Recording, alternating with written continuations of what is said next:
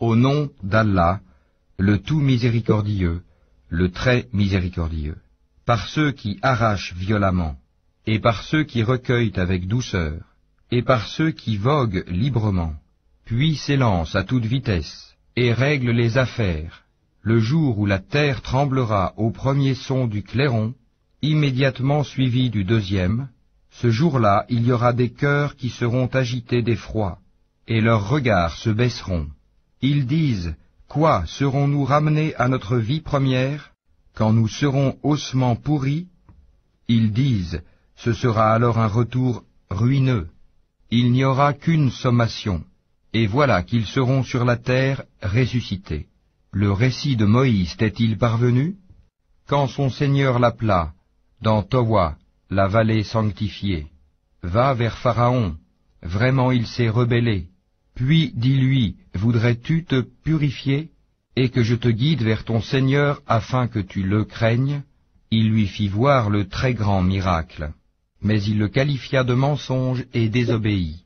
Ensuite il tourna le dos, s'en alla précipitamment, rassembla les gens et leur fit une proclamation, et dit, c'est moi votre Seigneur, le Très-Haut. Alors Allah le saisit de la punition exemplaire de l'au-delà et de celle d'ici-bas. Il y a certes là un sujet de réflexion pour celui qui craint. Êtes-vous plus dur à créer ou le ciel qu'il a pourtant construit? Il a élevé bien haut sa voûte, puis l'a parfaitement ordonnée. Il a assombri sa nuit et fait luire son jour. Et quant à la terre, après cela, il l'a étendue. Il a fait sortir d'elle son eau et son pâturage. Et quant aux montagnes, il les a ancrées, pour votre jouissance, vous et vos bestiaux. Puis, quand viendra le grand cataclysme, le jour où l'homme se rappellera à quoi il s'est efforcé, l'enfer sera pleinement visible à celui qui regardera. Quant à celui qui aura dépassé les limites et aura préféré la vie présente, alors l'enfer sera son refuge. Et pour celui qui aura redouté de comparaître devant son Seigneur et préserver son âme de la passion, le paradis sera alors son refuge. Il t'interroge au sujet de l'heure. Quand va-t-elle jeter l'ancre?